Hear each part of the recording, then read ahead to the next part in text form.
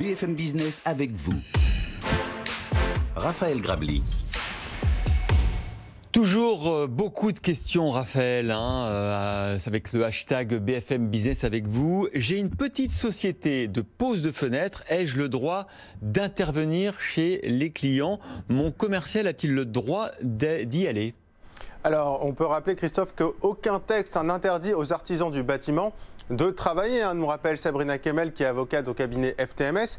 Mais évidemment, il est indispensable de respecter les mesures barrières tout en s'assurant que les chantiers disposent des équipements nécessaires pour faire respecter ces mesures barrières. Par contre, la réponse est différente pour le commercial, puisque le commercial peut en principe utiliser d'autres moyens technologiques pour travailler à distance, notamment en contactant ses clients par Internet, en leur envoyant des documents, des photos, des vidéos.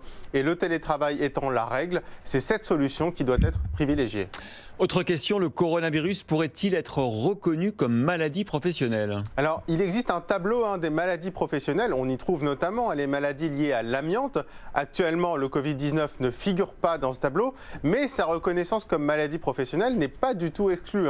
Alors, pour être reconnue comme maladie professionnelle, la maladie doit avoir été causée par le travail habituel de la victime, avoir entraîné son décès ou un taux d'incapacité permanente d'au moins 25%.